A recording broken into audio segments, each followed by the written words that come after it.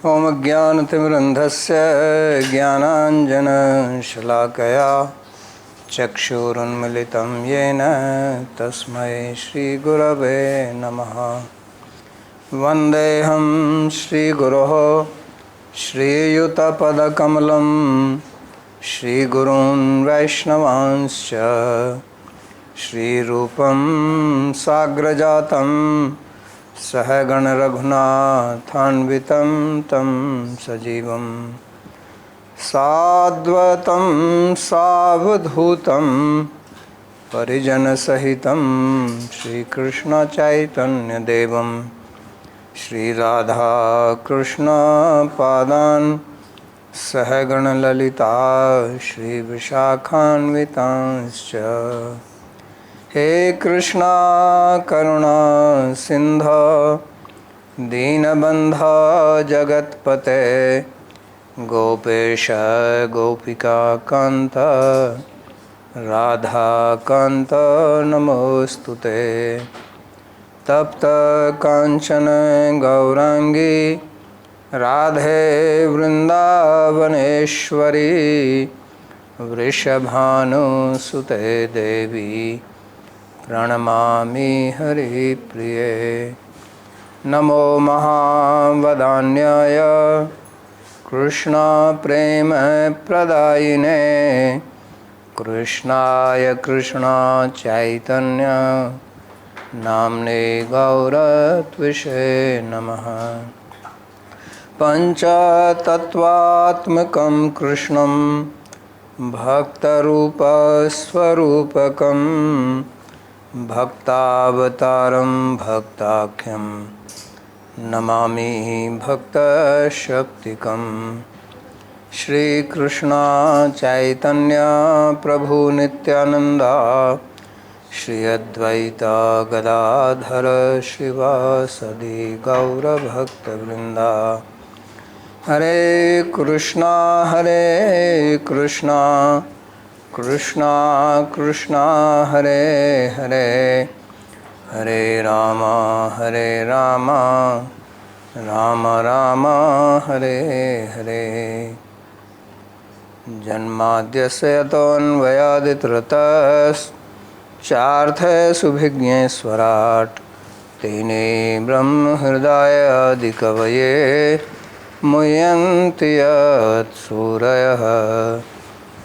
तेजो वारिमृदां यथा विनिमयो यत्र त्रिसर्गो मृषा धाम्ना स्वेन सदा निरस्तकुहकं सत्यं परं धीमहि।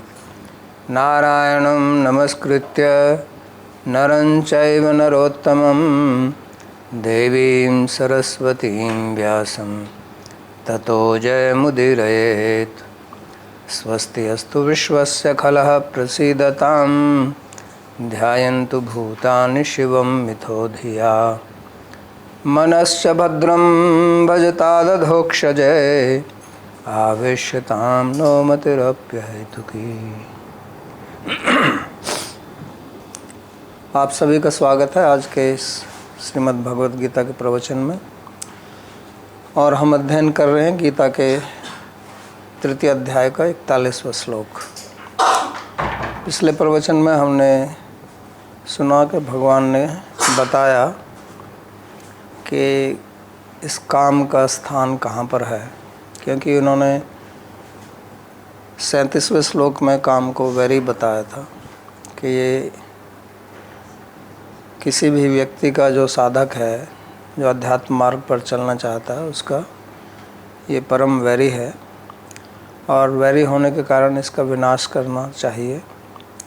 और विनाश करने के लिए उसके स्थान को पता लगाना है, तो वो स्वयं इसका उपदेश देते हैं कि इंद्रियाणि मनोबुद्धिर अस्य अधिष्ठानम् उच्यते एतैर्विमोह्यत्येष ज्ञानम् आवृत्य देहिनम्।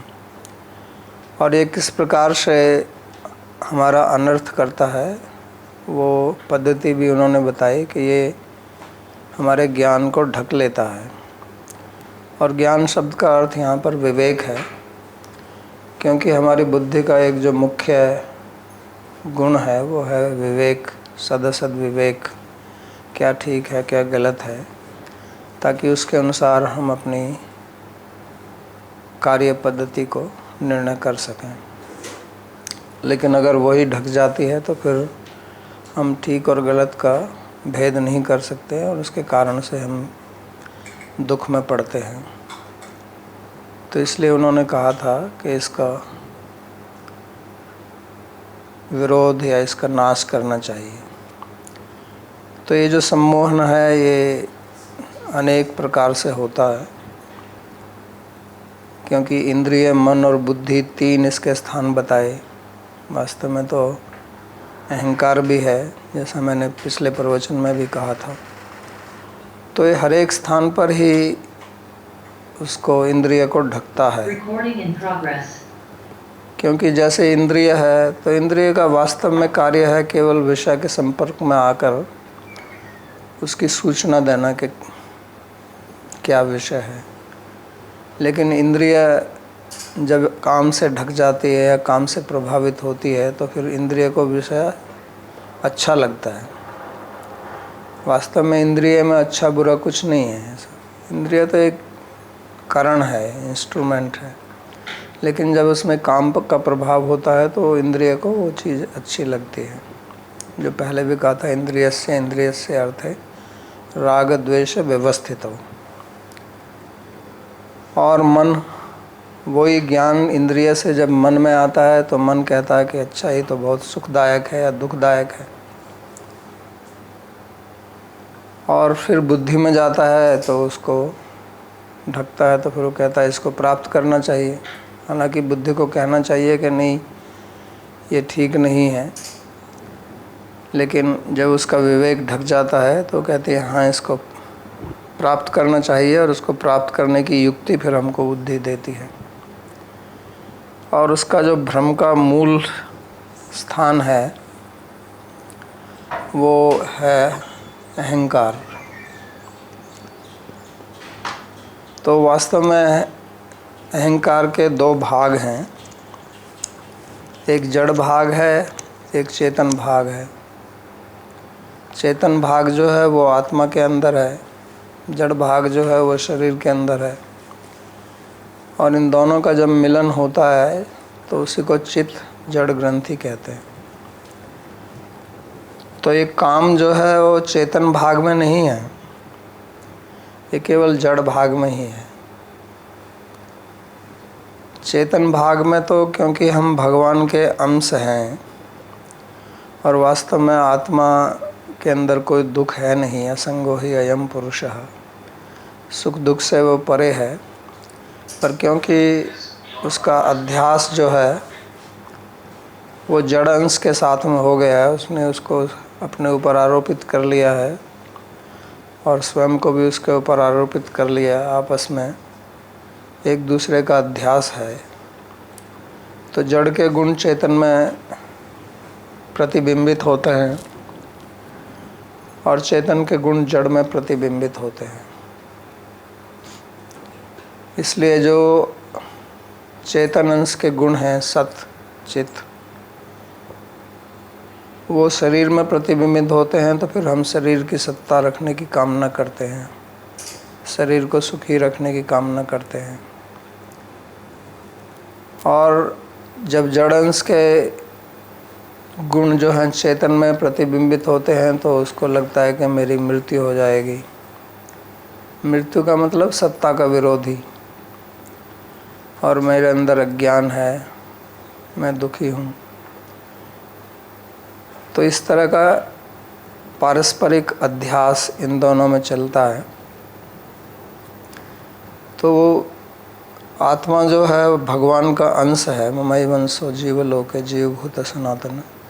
इसलिए अंश का अंश की तरफ स्वाभाविक झुकाव होता है।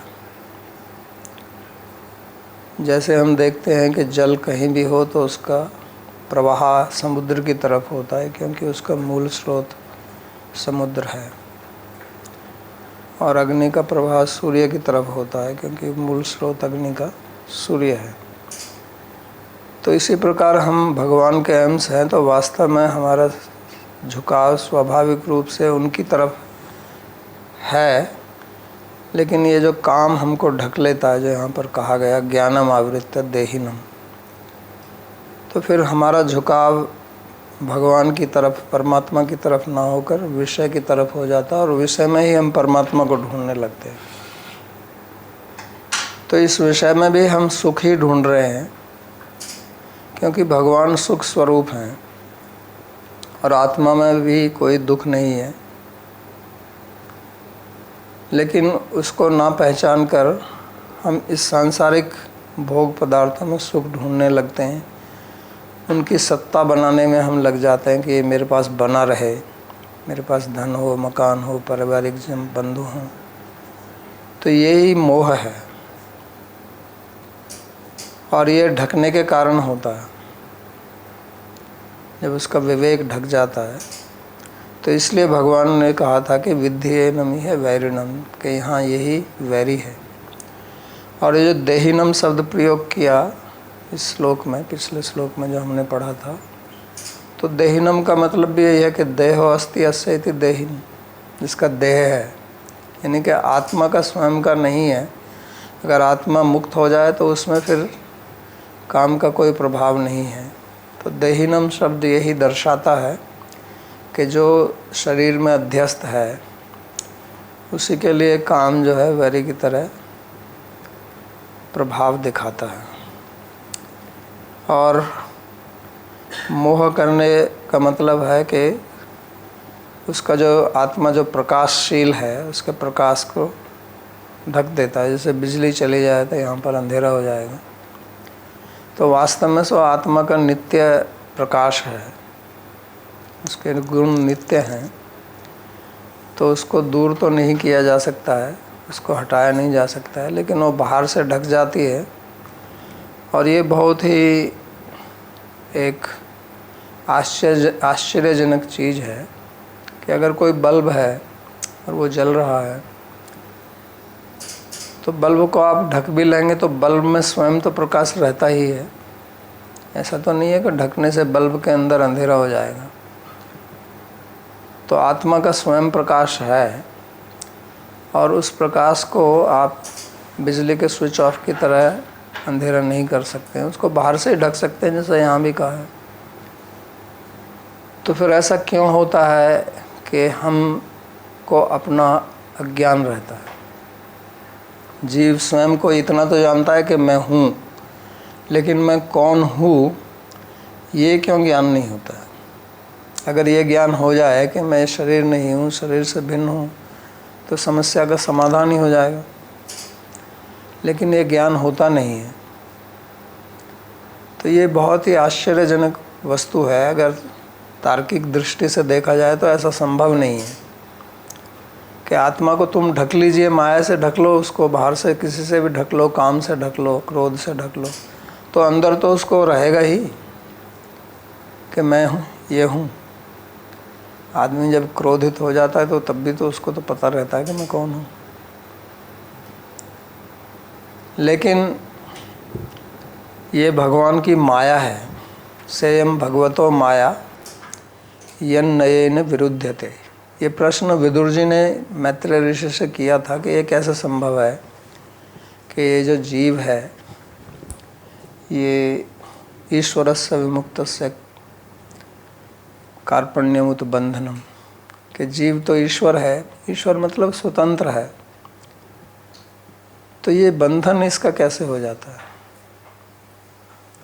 तो उन्होंने बताया था कि सेयम भगवतो माया, ये भगवान की माया है। इसलिए माया को कहते हैं ना अघटन घटन पटीयसी, कि जो चीज़ असंभव लगती है उसको भी संभव कर देती है। यही कहने का मतलब है। ये वास्तव में संभव कैसे हो सकता है कि जो स्वयं प्रकाशशील वस्तु है उसको ढक दो तो अंदर भी उसके अंदर अंधेरा हो जाए।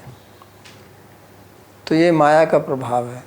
और क्योंकि ये भगवान की माया है इसलिए उनकी सहायता के बिना कोई भी इससे मुक्त नहीं हो सकता। इसलिए आप चाहे जितना मर्जी योगाभ्यास करें, ज्ञान मार्ग पर चलें, जब तक भगवान की कृपा नहीं होगी तब तक संभव नहीं है कि आप माया के चंगुल से निकल सके। इसलिए भगवान ने कहा कि मामेव ये प्रपद्यन्ते माया मेताम तरन्ति थे, कि जो केवल मेरी शरण लेते हैं वो ही इसको पार जा सकते हैं। क्योंकि हमारे अंदर अगर इतनी शक्ति होती कि हम माया के प्रभाव को दूर कर सकते तो हम माया के प्रभाव में पड़ते ही ना।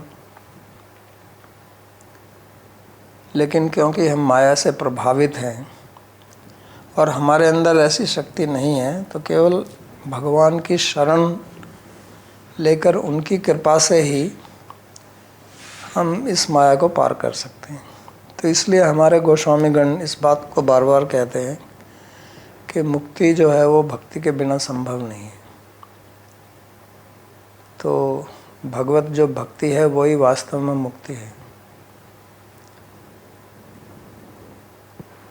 क्योंकि हम उनके अंश हैं और हम मोहित हैं। और यहाँ जो विमोहयति शब्द का प्रयोग किया, इतई विमोहति, मोहति मतलब विशेष रूप से मोहित है। कोई छोटा मोटा मोह नहीं है। जैसे संसार में हम कुछ मोहित हो जाते हैं, फिर हमारा वो मोह दूर हो जाता है। हम किसी व्यक्ति से व्यवहार करते हैं, उसको समझते हैं ये मेरा मित्र है या ये मेरे से प्रेम करता है, लेकिन बाद में पता चलता है कि वास्तव में ऐसा नहीं है, तो मोह हट जाता है आपका। लेकिन ये मोह ऐसा है जो अपने आप हटने वाला नहीं है। तो इसलिए विमोहयति कहा विशेष रूप से, यह आपके विवेक को मोहित कर देता है। तो जो साधक लोग हैं उनको इस बात को ठीक से समझना है कि अगर हमको इस संसार सागर से पार होना है, अगर हम, वैसे तो हमारा उद्देश्य मुक्ति नहीं है, भक्ति प्राप्त करना, लेकिन अगर मुक्ति भी है तो भी हमको भक्ति करनी पड़ेगी। और भक्ति का मतलब क्या है? भक्ति का मतलब है कि जहाँ आपका आश्रय है, सेवा भी वहीं करें आप। जब आश्रय का स्थान और सेवास्पद दोनों एक होते हैं तो उसी को भक्ति बोलते हैं। जैसे हम समाज में देखते हैं कि जो लोग किसी कार्यालय में कार्य करते हैं तो वहाँ वो अपनी सेवा देते हैं, यानी कि उनका आश्रय स्थान वो कार्यालय है, वो ऑफिस या वो कंपनी, वो ये ना, उसी से आश्रित है वो, और अपनी सेवा वहाँ पर देते हैं वो। लेकिन उनकी प्रीति कहाँ पर रहती है? प्रीति घर पर रहती है। तो इसलिए ये भक्ति नहीं है। जब आपका आश्रय स्थान और प्रेमास्पद, प्रेम का विषय दोनों एक होंगे तो उसी को भक्ति कहते हैं। तो ये भी इसलिए देखा जाता है, और ये इसको हमको समझना चाहिए कि जैसे लोग मंदिर मठ बनाते हैं, पुजारी पूजा करता है मानो मंदिर में, तो सेवा ठाकुर जी की कर रहा है, वहाँ से उसका सब खर्चा चलता है, लेकिन प्रीति ठाकुर जी में नहीं रहती है। लोग आते हैं ठाकुर जी को देखने के लिए और पुजारी लोगों को देखता है। जिसको देखने के लिए वो आ रहे हैं और दान दक्षिणा कर रहे हैं, उनको ये देखता है, तो इसका मतलब इसकी प्रीति वहाँ पर नहीं है जिनकी वो सेवा कर रहा है, जिनके वास्तव में आश्रित है, जिनके कारण उसका योग क्षेम चल रहा है, उनमें प्रीति नहीं है। तो इसलिए ये भक्ति नहीं है। तो जहाँ हमारा आश्रय है वहीं हमारी प्रीति होगी, तो वही भक्ति का लक्षण है। जीव गोस्वामी जी भक्त रसामृत सिंधु में इसको बोलते हैं, इस बात को एक छोटे से वाक्य में बोलते हैं कि जो आसक्ति जहाँ होती है वहीं जो आपका उद्देश्य होता है, आसक्ति भी वहीं होती है।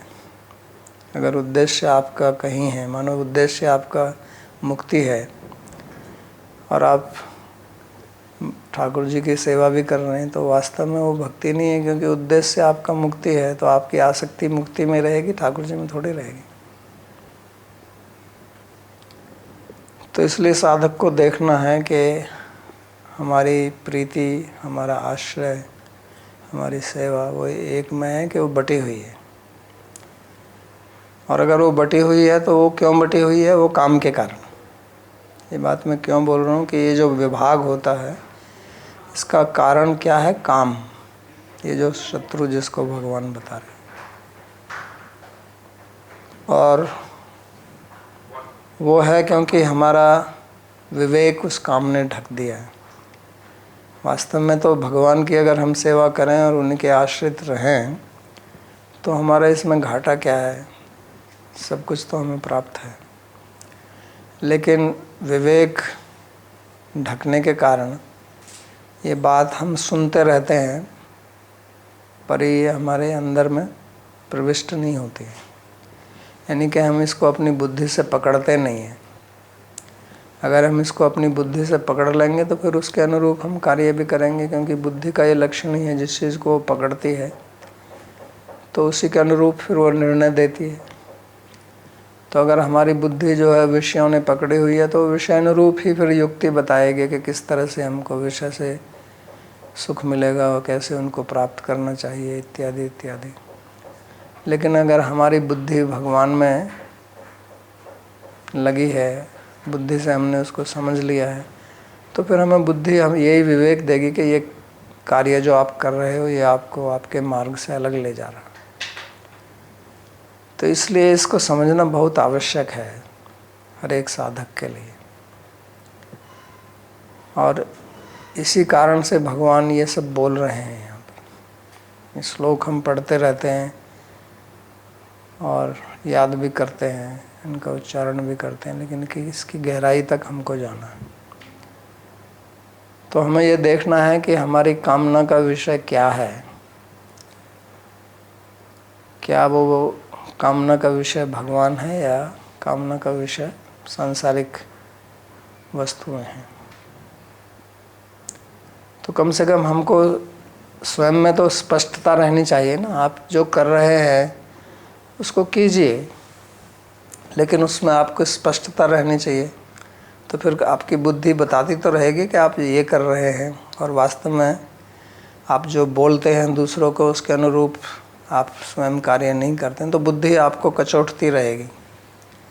इसलिए बुद्धि में इसको जमाना, बुद्धि में इसको नियत करना बहुत आवश्यक है।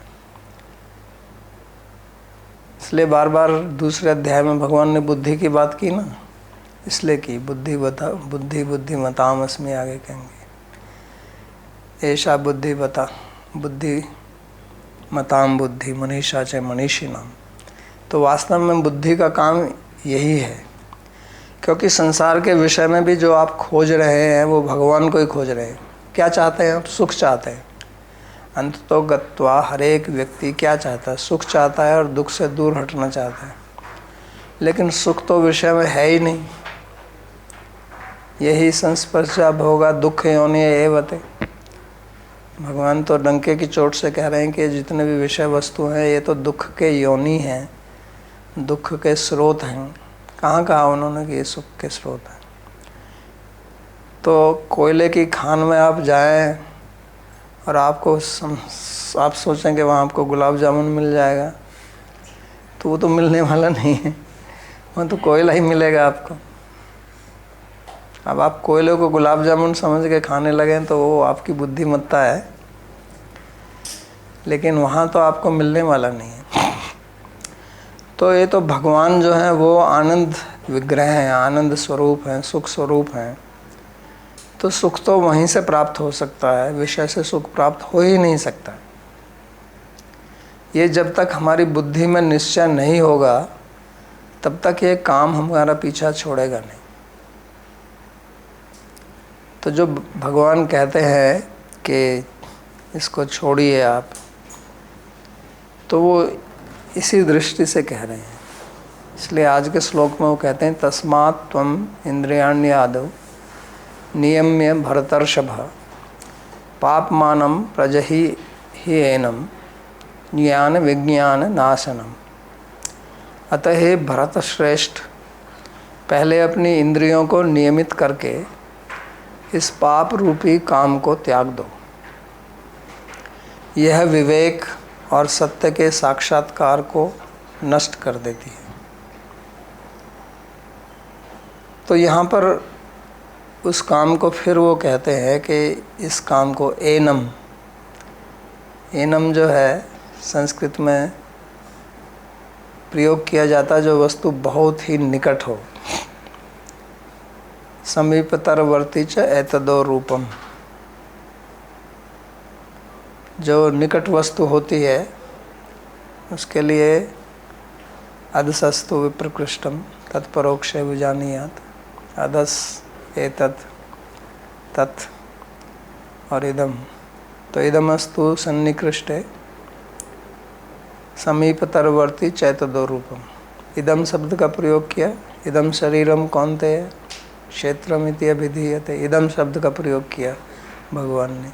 तो इदम क्योंकि शरीर हमारे आत्मा के बिल्कुल सटा हुआ है, लेकिन यहाँ काम के लिए वो कहते हैं एनम, एनम एतद के लिए आया। तो ये बिल्कुल अंदर ही घुसा हुआ है, ये तो जो जड़ अंश है उसमें, जहाँ आत्मा एक तक ये हुए है। तो कहते हैं कि इसको प्रजही, इसको आप मारिए।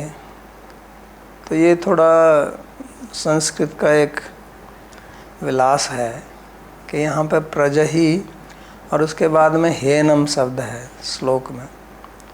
तो इसको दो तरह से देख सकते हैं, एक तो प्रजही ही एनम, और एक तरह से देख सकते हैं कि प्रजही ही एनम, यानी कि एक बार तो क्रिया होगी प्रजही, प्रजही का मतलब है कि इसको मारो, और अगर ही माने निश्चय रूप से, इसको निश्चय रूप से इसका हनन करो। हन धातु से प्रजही बना, प्रकृष्ट रूपेण जही प्रजही। और दूसरा ओहाक त्यागे धातु है, उसका रूप होगा तो प्रजही ही एनम, कि इसका त्याग कर दो। तो इस पर इसलिए दो मत हैं, कुछ लोग कहते हैं कि ये प्रजही ही एनम है, और कुछ कहते हैं कि नहीं ये प्रजही ही एनम है, क्योंकि काम को आप त्याग सकते हैं, मार नहीं सकते। लेकिन आगे जाके भगवान कहते हैं कि जही शत्रु महाबाहो काम रूपम दुरासदम, वहाँ कहते हैं इसको मारो, वहाँ तो जही शब्द, तो कहते हैं क्योंकि वहाँ पर जही शब्द का प्रयोग किया इसलिए यहाँ भी जही ही है, जही ही है, ना कि जही ही है। तो दो प्रकार से इसकी व्याख्या की है। हमने यहाँ पर जही ही लेकर कहा त्याग दो, क्योंकि आरंभ में आप इसका त्याग ही कर सकते हैं। इस प्रकार से भी व्याख्या की जाती है कि आरंभ में आप इसका त्याग कर सकते हैं, और बाद में जब आप थोड़े शक्तिशाली हो जाएंगे तब इसको मार सकते हैं। जैसे शिव जी ने काम को भस्म कर दिया था अपने नेत्र खोलकर। तो इसलिए कहते हैं कि तस्मात् त्वम इंद्रियाणि आदौ नियम्य भरतर्षभ। तो उसके 3 अधिष्ठान भगवान ने बताए पिछले श्लोक में, इंद्रियाणि मन बुद्धि। तो जैसा हम समझते हैं और भगवान भी आके बताएंगे कि इंद्रियों से ज़्यादा शक्तिशाली मन है, मन से ज़्यादा शक्तिशाली बुद्धि है। तो उसका क्या मतलब है? उसका मतलब ये है कि इंद्रिय के काम को छोड़ना मन के काम, मन में जो काम घुसा है उससे आसान है, और मन में जो काम घुसा है उसको छोड़ना बुद्धि के काम से छोड़ना आसान है, क्योंकि बुद्धि ज़्यादा पावरफुल है और उसमें काम घुस गया तो वो बुद्धि उसका प्रयोग करेगी ना। जैसे आपका कोई मित्र है, मानो 3 मित्र हैं, लेकिन एक थोड़ा कमज़ोर है, दूसरा उससे ज़्यादा शक्तिशाली है, और तीसरा उससे ज़्यादा शक्तिशाली है। तो अगर आप खेलते हैं उनके साथ में मानो मित्रता के रूप में, तो जो उस कमज़ोर है उसको आप आराम से हरा सकते हैं खेल में। लेकिन अगर आप पहले ही अपनी शक्ति सबसे शक्तिशाली में लगा देंगे और वो आपको हरा दे और आप थक गए, तो आप कमज़ोर वाले से भी हार जाएंगे। तो इसलिए भगवान कहते हैं कि आप धीरे से चलिए। एक वो क्रम बताते हैं कि पहले आप अपनी इंद्रियों को नियंत्रण कीजिए और फिर आप अपने मन को नियंत्रित कीजिए और फिर आप अपनी बुद्धि को नियंत्रित कीजिए। क्योंकि आरंभ में काम इतना शक्तिशाली होता है कि आप तुरंत अपने मन को नियंत्रित नहीं कर सकते हैं। मानो आप किसी की संपत्ति या धन देखते हैं और आपके मन में काम आता है कि ये इसको मैं चुरा लूँ, यहाँ कोई देख नहीं रहा है तो मैं इसको अपनी जेब में डाल के और चला जाऊँ। तो कामना मन में है, लेकिन उसके लिए आपको इंद्रियों का उपयोग करना पड़ेगा। आपको अपने पैर चला के वहाँ तक जाने पड़ेंगे, हाथ से आप उस वस्तु को लेओगे, फिर अपनी जेब में रखोगे और वहाँ से निकलोगे। तो मन में जो कामना आई है उसको रोकना कठिन है, लेकिन फिर भी आप अपनी इंद्रियों को रोक सकते हैं। और ये सभी का अनुभव भी है कि हमारे मन में अनेक प्रकार की कामनाएं आती हैं। हम कहीं जाते हैं, कुछ देखते हैं, किसी स्त्री या पुरुष को देखते हैं, उसको देख के लगता है बहुत सुंदर है, आपका मन आता है, लेकिन आप उस पर अपनी इच्छा को क्रियान्वित तो नहीं करते हैं ना। तो हम अपने जीवन में हमेशा अपनी इंद्रियों को इस प्रकार से रोकते हैं, और जो रोक नहीं सकते हैं वो समस्या में पड़ते हैं।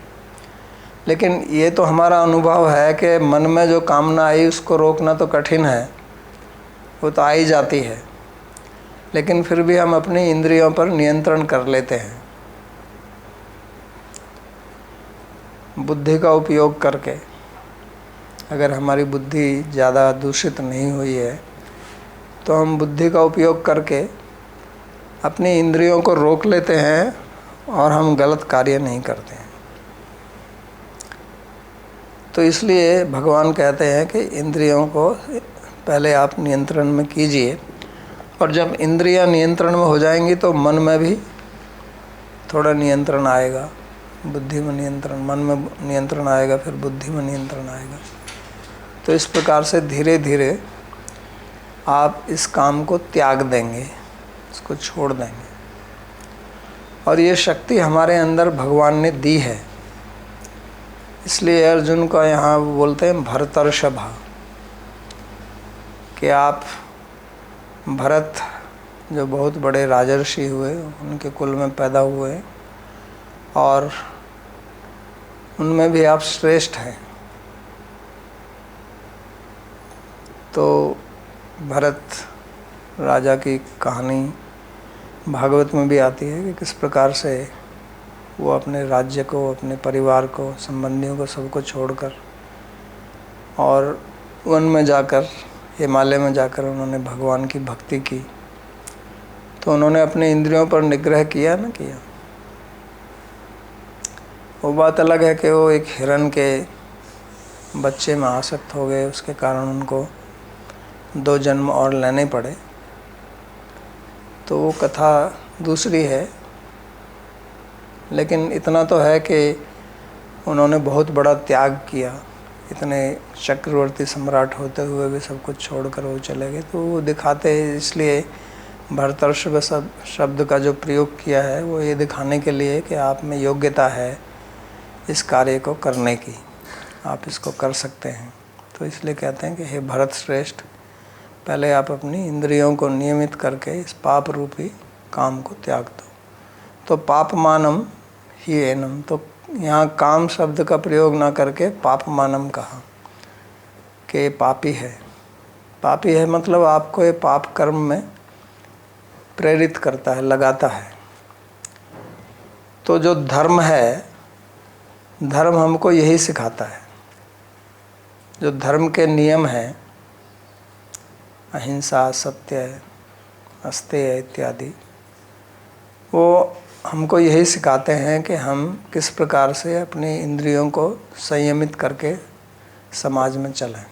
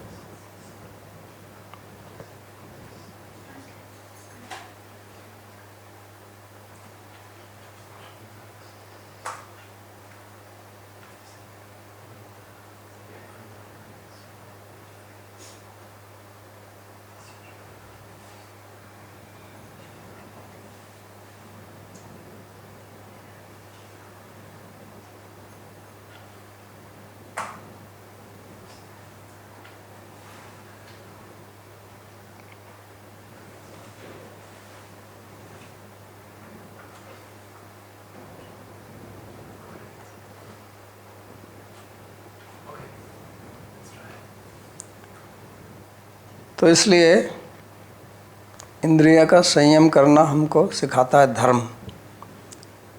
समाज में अगर धर्म नहीं होगा, जैसा कि आजकल की स्थिति है, तो फिर उसका परिणाम क्या है कि लोगों में अब कोई संयम नहीं है। कुछ भी खाते हैं, कभी भी सोते हैं, कभी भी उठते हैं, किसी के साथ भी संबंध बनाते हैं। आज ये समाज में बहुत बड़ी समस्या है, ड्रग्स की, खान पान की, संबंधों की। तो ये क्यों है? क्योंकि इंद्रियों के ऊपर कोई संयम रहा नहीं और इंद्रिय संयम की कोई बात ही नहीं करता।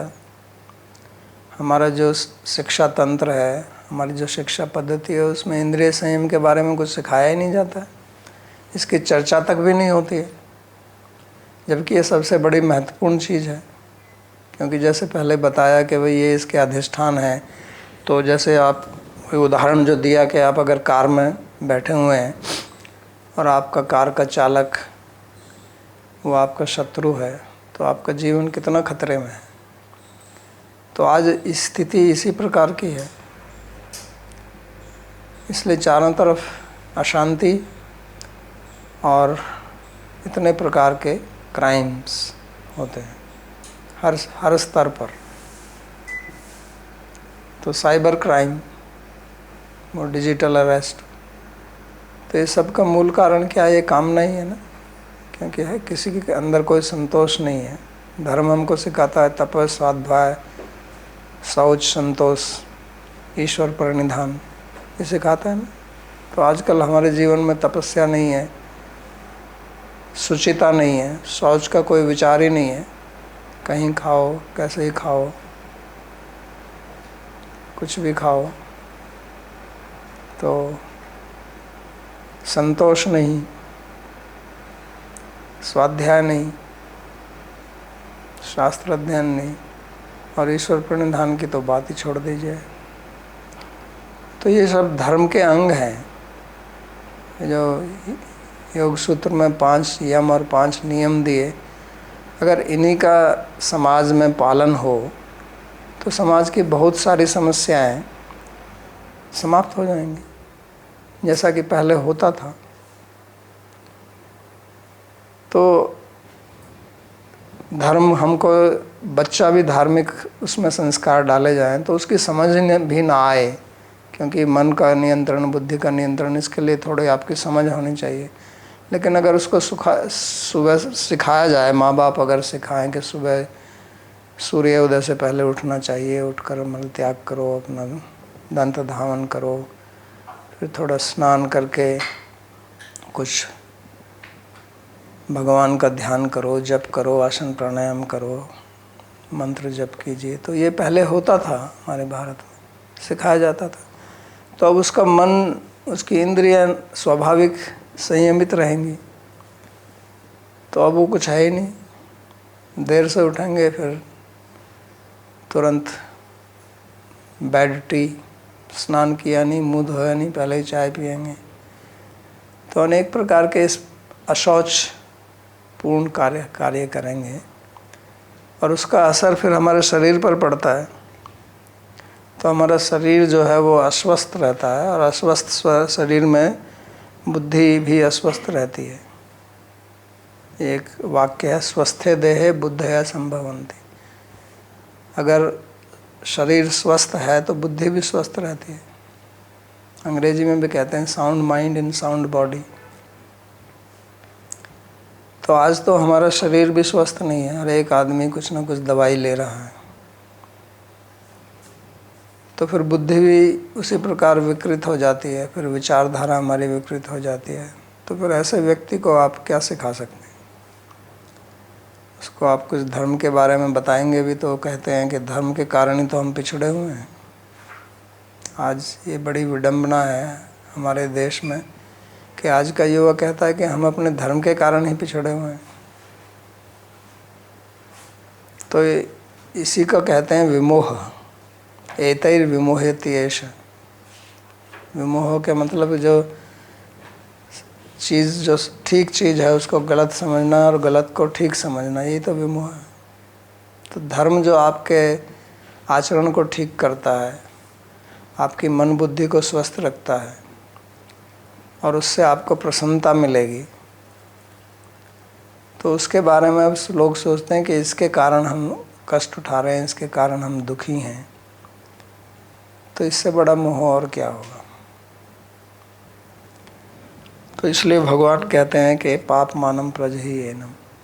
तो आज तो इसको छोड़ने की कोई बात करता ही नहीं है, बल्कि इसको और जितना बढ़ावा दिया जाए, कितना कामना होगी, ऐसे सिखाया भी जाता है कि अपनी इच्छाओं को नियम उस पर फिक्स करो कि मेरे को करोड़पति बनना है, और उस पर सोचिए। जो वो प्रोत्साहक लोग जो प्रवचन देते हैं तो ऐसे सिखाते हैं, कामना बढ़ाने के लिए, त्यागने की तो कोई बात नहीं करता।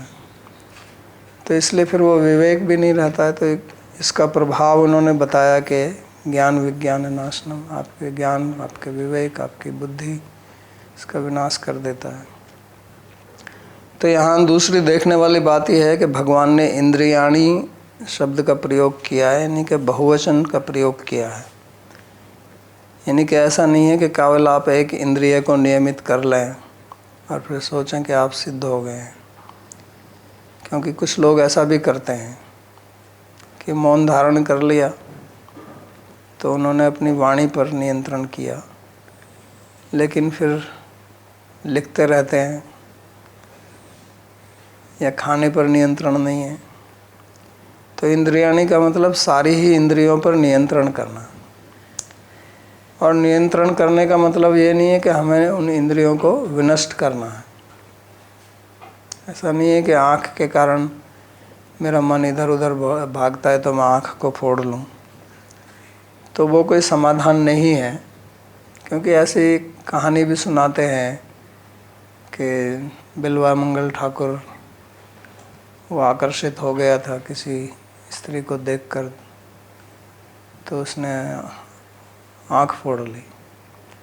तो आँख फोड़ने से आपका काम समाप्त नहीं हो जाएगा, क्योंकि काम तो अंदर भी बैठा हुआ है, मन बुद्धि में बैठा हुआ है। ठीक है, अब आपकी इंद्रिय से तो आपको काम का जो विषय है वो दिखाई नहीं देगा, लेकिन मन में तो दिखाई देगा ना।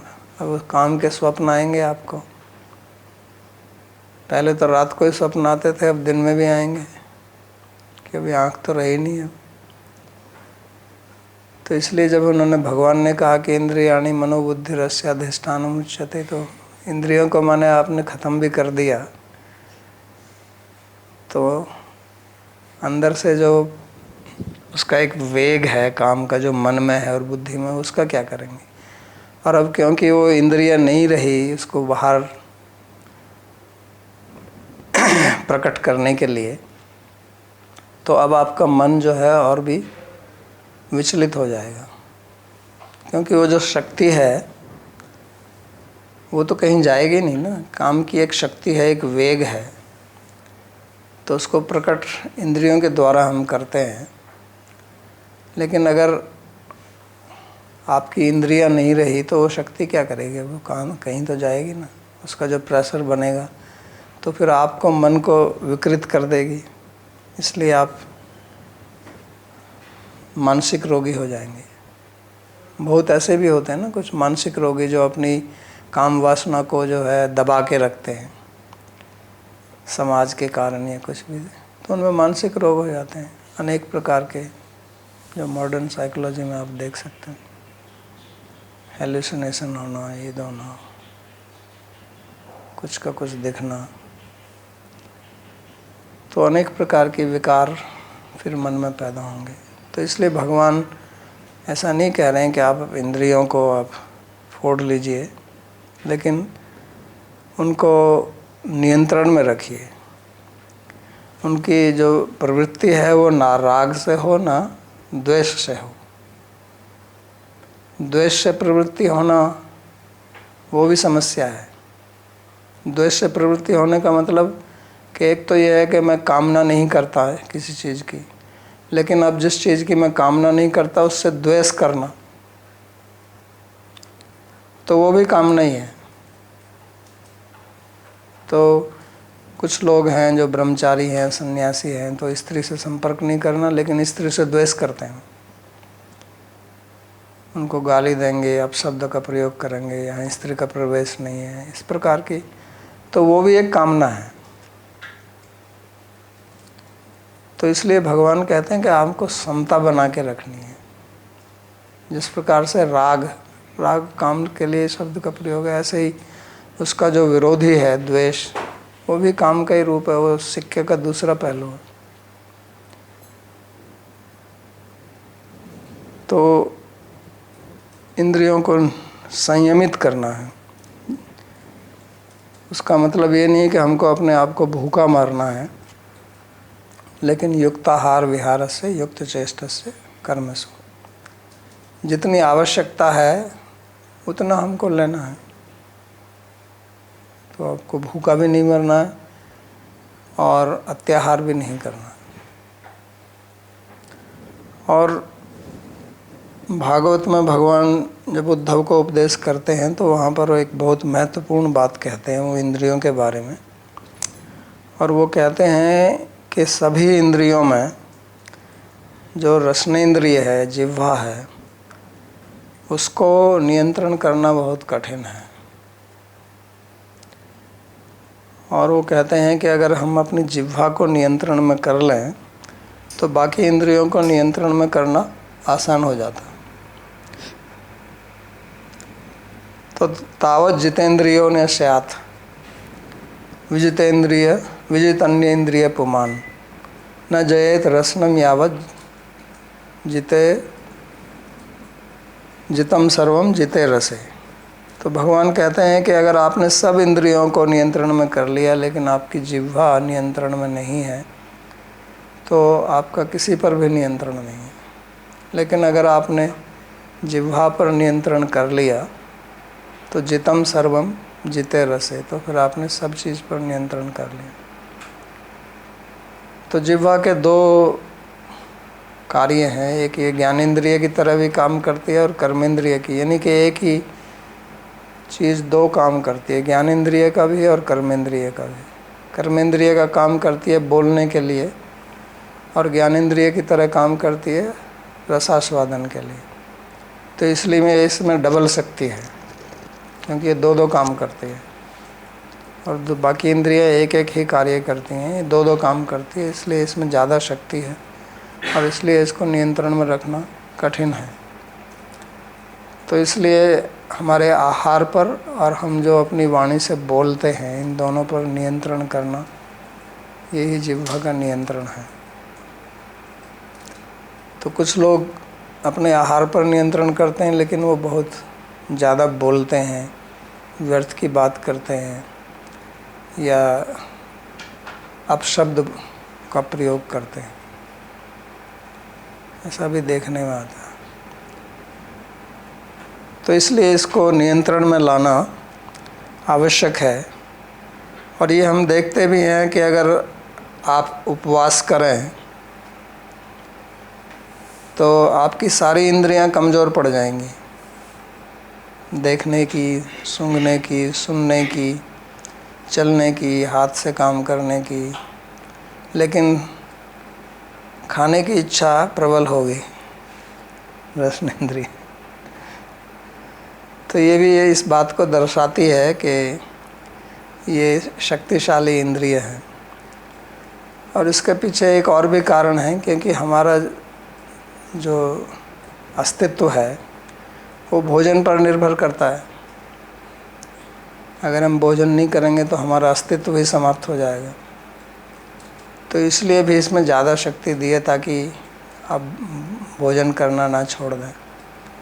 अगर आप मौन धारण कर लेते हैं तो उससे आपकी मृत्यु तो नहीं होगी, या आप अपने कान बंद कर लेते हैं, कुछ भी ना सुनें या ना देखें या गंध ग्रहण ना करें, तो उससे तो हम फिर भी जीवित रह सकते हैं। लेकिन अगर हम भोजन ना करें तो कितने दिन जीवित रहेंगे, और जीवित भी रहेंगे तो मुर्दे की तरह जीवित रहेंगे। तो इसलिए भी इसका नियंत्रण करना कठिन है। लेकिन इस पर अगर नियंत्रण हो गया तो बाकी पर नियंत्रण आसान होता है। तो इसलिए हमारे धर्म में जो विभिन्न प्रकार के उपवास बताए हैं, उसके पीछे ये भी एक कारण है, ताकि आप इस पर नियंत्रण करके रहें। और तो और भी कारण है, लेकिन ये भी एक कारण है कि उपवास करने से कैसे हमको कुछ तो नियंत्रण करना ही पड़ता है ना। अगर आप फलाहार भी करते हैं या जलाहार करते हैं या केवल रसपान करके रहते हैं, तो नियंत्रण तो करना ही पड़ता है। या फिर जो हम अपने धार्मिक कृत्य करते हैं, उनमें कहा जाता है कि इस दिन ये मत खाइए, या पूजा से पहले आप भोजन मत कीजिए, तो वहाँ नियंत्रण करना ही पड़ता है। तो इसलिए हमारी इंद्रियों पर नियंत्रण उससे आता है। और ये जो ज्ञान विज्ञान नाशनम, तो नाशनम का अर्थ यहाँ पर वही है, आवृत, ढकना। नाशन का मतलब ऐसा नहीं है कि ज्ञान को नष्ट कर देता है, लेकिन उसको ढक देता है। नस अदृश धातु है, नस धातु का अर्थ ही होता है अदर्शन, ना दिखना। और ज्ञान के दो अर्थ हैं, एक विवेक अर्थ है और एक शास्त्रीय ज्ञान है। जो हम शास्त्र संबंधी ज्ञान प्राप्त करते हैं उसको ज्ञान बोलते हैं। और दूसरा विवेक, सदसद विवेक या चेतना। तो ये वास्तव में उसको ढकता है, हमारे विवेक को ढकता है, हमारी चेतना को ढकता है, हमारी जागरूकता को ढक लेता है काम। तो इसलिए कामी पुरुष जो है वो अधार्मिक कृत्य करके या दूसरों को शोषण करके, दूसरों को धोखा देकर भी अपनी कामना को पूरी करेगा। क्यों? क्योंकि उसका विवेक जो हमको ये बताता है कि ये गलत है, ये नहीं करना चाहिए, ये शास्त्र के विरुद्ध है, तो वो उसको ढक लेता है, उस बुद्धि को। तो हमारा जीवन शास्त्र परायण होना चाहिए। तस्मात् शास्त्रम प्रमाणम ते कार्य कार्य व्यवस्थित हो, भगवान गीता में कहते हैं कि हमको अपना जीवन शास्त्र के अनुसार चलाना चाहिए। शास्त्र जो कहता है कि ये कीजिए, ये मत कीजिए, उसको जानकर हमें संसार में व्यवहार करना चाहिए। अगर उससे हम अपना जीवन नहीं चलाएंगे तो फिर काम के हमारे जीवन को चलाएगा, हमारे मन बुद्धि को चलाएगा तो कोई ना कोई। और अगर हम शास्त्र से उसको नियंत्रित नहीं करते हैं तो फिर काम से चलेगा वो, जैसा कि आजकल है। क्योंकि आज समाज में धर्म अर्थ काम मोक्ष में से केवल अर्थ और काम रह गया है। वास्तव में तो काम ही है, अर्थ तो काम के लिए है। पैसा तो इसलिए कमाते ना कि हमको भोग के विषय प्राप्त हो जाए। तो आज जीवन में एक ही पुरुषार्थ रह गया है, वो है काम पुरुषार्थ। और उसके कारण समाज में इतनी अस्त व्यस्तता पैदा है, इतनी अशांति है, क्योंकि उससे जीवन कभी चलता नहीं है। काम का मतलब होता है कि हमको सुख मिलेगा, और सुख विषय में है ही नहीं, वो तो दुख की योनि है, तो दुख ही मिलेगा। तो ये गीता हमको सिखा रही है कि अब हम सुख चाहते हैं और वो सुख हमको कहाँ से मिलेगा। तो हमारा जो विवेक है वो हमारे पास है पहले से ही।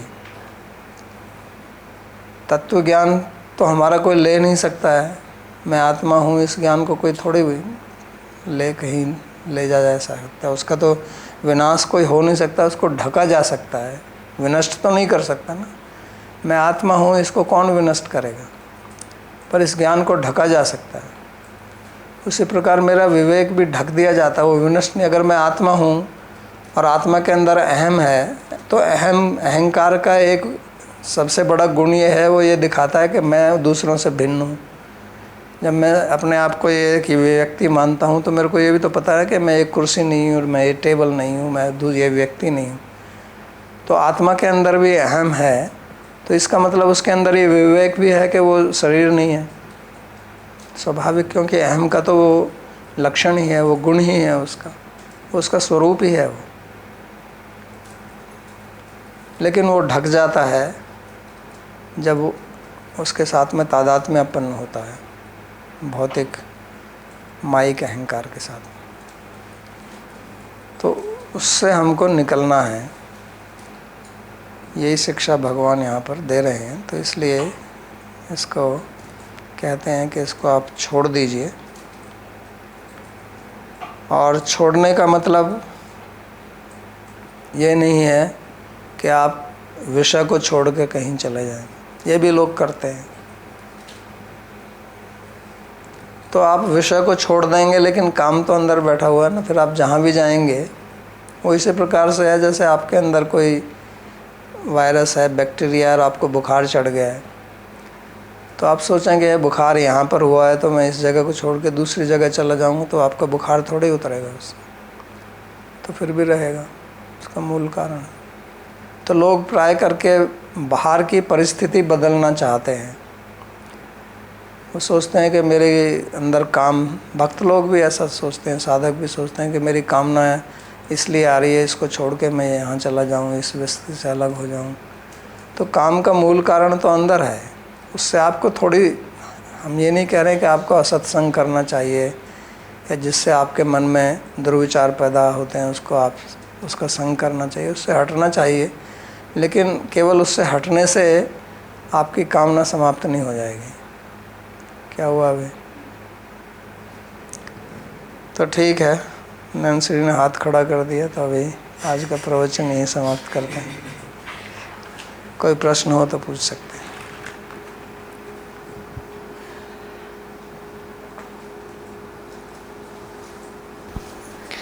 परमानंद जी का प्रश्न है, भक्ति पथ पर चलने का प्रयास करते हुए हम काम से कैसे बच सकते हैं? इस पथ पर चलते हुए मैं आसानी से बहक जाता हूँ और विवेक करने की क्षमता को खो देता हूँ और किसी दूसरे के कहे अनुसार बिना समझे ही किसी का अनुसरण करने लगता हूँ। और मैं आँख मूंद कर किसी बात का अनुसरण इसलिए करता हूँ क्योंकि मैं यह महसूस करना चाहता हूँ कि जो मैं कर रहा हूँ वह सही है और मैं इससे बचना चाहता हूँ कि मैं गलत हूँ। क्या यह काम का एक रूप है? यदि हाँ, तो इससे कैसे बचें? तो आप तो अपनी समस्या का समाधान खुद ही बता रहे हैं। आप खुद ही आपका प्रश्न का उत्तर तो आपके प्रश्न में ही छुपा हुआ है। आप कह रहे हैं कि मैं ऐसा करता हूँ, तो ऐसा मत कीजिए अपनी बुद्धि का उपयोग करके। इसमें तो कोई दूसरा कोई कुछ नहीं कर सकता है। जब आप जानते हैं कि आप इसलिए कर रहे हैं कि मैं ऐसा लगूं कि मैं ठीक हूँ, दूसरे कहते हैं मैं उसको करता हूँ, तो आप निश्चय कर लीजिए, लिख लीजिए अपनी एक डायरी में कि मैं ऐसा नहीं करूँगा।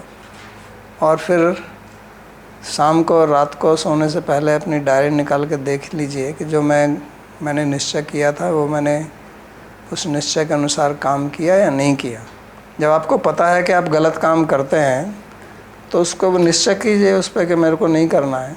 और अगर उसमें आपकी सफलता नहीं मिलती है तो उसको सोचिए कि भाई क्यों नहीं मिली, मेरे अंदर क्या कमी थी, और दोबारा से उसको कीजिए। फिर आप अपने एक डायरी बनाइए, उसमें लिखिए कि मैं क्या क्या गलती करता हूँ, और उसका फिर विश्लेषण कीजिए, उसका आप अंतर्दर्शन, इंट्रोस्पेक्शन कीजिए रोज़ रोज़। और जो आप नहीं कर पा रहे हैं उस पर करने की कोशिश कीजिए और थोड़ा थोड़ा बढ़ाइए। मानो किसी की कुछ खाने की आदत है तो ज़्यादा ना खा के उसको कम कीजिए। बिल्कुल आप बंद नहीं कर सकते हैं तो थोड़ा कम कीजिए उसको, फिर थोड़ा और कम कीजिए। तो इस प्रकार से आपको अपने आप ही करना होगा। इसमें आप तो अपनी समस्या जानते हैं और समाधान भी आपको ही निकालना है उसका। संदीप जी का प्रश्न है, कृपया जड़ ग्रंथि को पुनः समझा दें। जड़ ग्रंथि का मतलब होता है कि हमारी आत्मा और शरीर का जो अहंकार है वो दोनों एक तादाद में अपन एक हो गए हैं। वो एक दूसरे को मिलकर एक यूनिट, एक इकाई बन गए हैं। जैसे जल है और जल में आप नमक डाल दें, नमक की डली, तो जल और नमक तो वास्तव में जल तो नमक बनता नहीं है, ना नमक जल बनता है, लेकिन दोनों मिलकर वो एक ही दिखते हैं। अब तो आपको ऐसा नहीं दिखता ना कि ये जल है और ये नमक है। जब नमक बाहर था तो आप कह सकते हैं कि ये नमक है और ये जल है। जब आपने नमक को जल में डाल दिया तो सब जल ही दिखता है। तो ऐसे ही इसी को जड़ ग्रंथि बोलते हैं। ऋषित जी का प्रश्न है, आपके एक आर्टिकल में आप फ्लो पुस्तक के बारे में बताते हैं, क्या संस्कार के ट्रांसफॉर्मेशन में फ्लो पुस्तक में बताया हुआ है, फॉर्मूला लागू होता है? संस्कार के ट्रांसफॉर्मेशन के बारे में उस पुस्तक में कुछ नहीं बताया, केवल बताया है कि फ्लो कैसे आपको, जब आपका मन केंद्रित होता है तो किस प्रकार से आप अपने कार्य में सफलता प्राप्त करते हैं, उसी को फ्लो शब्द से प्रयोग किया। यमुना जी का प्रश्न है, भगवान श्री कृष्ण के प्रति प्रीति कैसे विकसित करें स्वाभाविक रूप से, ताकि वैधि साधना यांत्रिक और बिना रस के ना लगे? तो इसके लिए आपको गुरु की शरणागति लेनी होगी ठीक प्रकार से। आपका गुरु तो कोई होगा, क्योंकि ये जैसे आपका नाम से ही पता लग रहा है, तो गुरु की कृपा से होता है ये। भगवान ने स्वयं कहा है, आचार्य माम विजानीयात नामन्येत करिचित नामर्त्य बुद्ध्या सुयेत सर्वदेव मयो गुरु। सो भगवान तो हमारे सामने अभी उपस्थित नहीं है प्रकट रूप में, वो गुरु रूप में आते हैं। तो गुरु में भगवत बुद्धि करना, उनकी सेवा करना, उनकी आज्ञा का पालन करना, इसी से भगवान में प्रीति होती है। जैसी प्रीति आपकी गुरु में होगी वैसे ही भगवान में होगी, यही सिद्धांत है। तो प्राय करके हम इस चीज़ को भूल जाते हैं, हालांकि हम सब जानते हैं इस बात को, सुनते भी हैं, पढ़ते भी हैं, लेकिन उसको क्रियान्वित करना।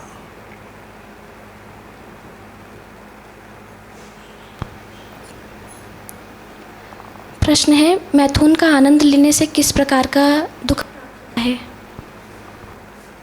ये कोई पूछने वाली बात है क्या? संसार में उससे दुख क्या होता है? उससे बंध जाते हैं, फिर आपको फिर दोबारा करना है, आप दूसरे के परतंत्र हो जाते हो। आप तो केवल उस समय जो आपको तात्कालिक सुख मिल रहा है उसी को सोच रहे हैं ना, कि यहाँ तो कुछ दुख मिल नहीं रहा है, इसलिए आपको ऐसा लग रहा है कि इससे क्या दुख मिलता है। फिर जब आपको व्यक्ति नहीं मिलता तब आपको दुख होता है, नहीं होता है? आपका मन विचलित होता है, पागल हुए घूमते रहते हैं आप। और जब नहीं मिलता है फिर आप कुछ और करते हैं और इसकी शक्ति का ह्रास होता है। आपका मन जहाँ केंद्रित होना चाहिए वहाँ केंद्रित नहीं होता है। प्रश्न है, बाबा जी, ठाकुर जी की कृपा से मैं पिछले 3 साल से नाम जप कर रहा हूँ, लेकिन बाबा जी मुझसे धातु नाश जैसे पाप हमेशा बनते रहते हैं, ना चाहते हुए भी। मैं ये सब करता हूँ बाबा जी, मैं इससे बाहर निकलना चाहता हूँ, लेकिन कई बार संकल्प लेने के बाद भी गिर जाता हूँ। मैं ऐसी स्थिति में क्या करूँ जिससे मैं हमेशा के लिए इन सब से बाहर निकल आऊँ? हाँ, तो अपना खान पान देखिए। आपका, मेरे को तो आपके जीवन शैली का पता नहीं है। आपका खान सात्विक और सात्विक भी नियमित होना चाहिए, क्योंकि शरीर में ज़्यादा शक्ति पैदा होगी तो उसके लिए फिर द्वार से उसको निकलना पड़ेगा। भोजन का उद्देश्य हमारा शरीर चलता रहे, यही होता है। और अगर शक्ति उससे ज़्यादा होती है तो उसके लिए फिर कहीं किसी भी द्वार से निकलना पड़ेगा उसका। तो ये आवश्यक है कि आपका भोजन संतुलित, नियमित, उसकी मात्रा भी नियमित होनी चाहिए। और फिर उसका संग, आपका ऐसी चीज़ें मत पढ़िए, मत देखिए जिनसे आपके मन में दुर्भाव पैदा होते हैं। तो इसमें पेट को ठीक रखना बहुत आवश्यक है। आपका मल विसर्जन ठीक समय से होना चाहिए, पेट में गैस ना बने, तो स्वास्थ्य को ठीक रखिए। जब गीता में भगवान कहते हैं युक्ताहार विहार से। संदीप जी पूछते हैं 41 नंबर वाले श्लोक में विज्ञान क्या है? तो विज्ञान क्या है, अलग अलग अर्थ हैं उसके। अगर ज्ञान का मतलब परोक्ष ज्ञान है तो विज्ञान का मतलब अनुभवात्मक ज्ञान है। और अगर ज्ञान का अर्थ विवेक है तो विज्ञान का मतलब तत्व ज्ञान है। वीरेश जी का प्रश्न है, जीवन के सभी स्तरों पर आनंद लेने के प्रयास के विपरीत भक्ति मार्ग को चुनने का समग्र कारण क्या है? क्या? जीवन के सभी स्तरों पर आनंद लेने के प्रयास के विपरीत भक्ति मार्ग को चुनने का समग्र कारण क्या है? भक्ति मार्ग को छोड़ने का, चुनने का जी। पता नहीं, मेरा प्रश्न समझ नहीं आया मेरे को, क्या मतलब स्पष्ट कर सकते हो उसका प्रश्न का क्या अर्थ है? तुम्हारी समझ आया क्या प्रश्न है?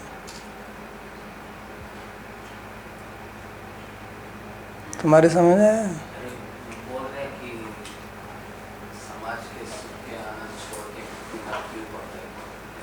तो स्पष्ट बोलो ना यार, ये सब प्रयास क्या बोल रहे?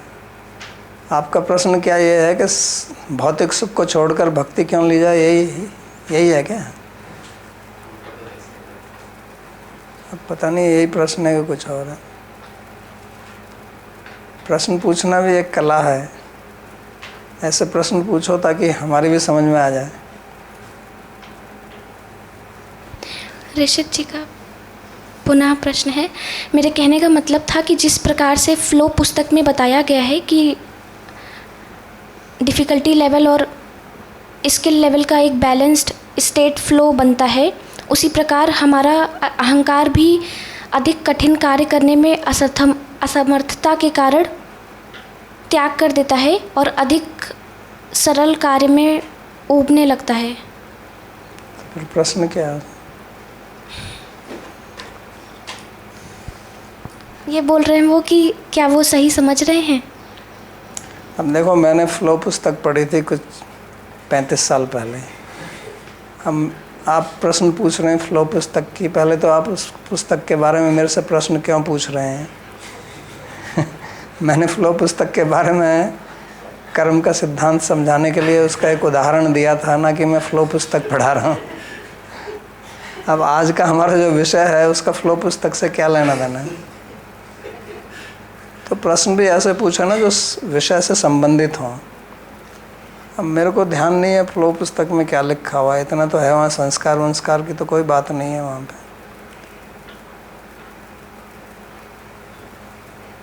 ठीक है, चलो प्रार्थना श्लोक। सर्वोपनिषदो गावो दोग्धा गोपाल नंदनः पार्थो वत्सः सुधीर भोक्ता दुग्धं गीतामृतं महत् एकं शास्त्रं देवकी पुत्र गीतम् एको देवो देवकी पुत्र एव एको मंत्रस्तस्य नामानि यानि कर्माप्येकं तस्य देवस्य सेवा कार्पण्यदोषोपहतः स्वभावः पृच्छामि त्वां धर्मसम्मूढचेताः यच्छ्रेयः स्यात् निश्चितं ब्रूहि तन्मे शिष्यस्तेऽहं शाधिमां त्वां प्रपन्नम् यत्र योगेश्वरो कृष्णः यत्र पार्थो धनुर्धरः तत्र श्रीविजयोर्भूतिर् ध्रुवा नीतिर्मतिर्मम। कृष्णाय वासुदेवाय देवकीनन्दनाय च नन्दगोपकुमाराय गोविन्दाय नमो नमः। नमः पंकजनाभाय नमः पंकजमालिने नमः पंकजनेत्राय नमस्ते पंकजांघ्रये।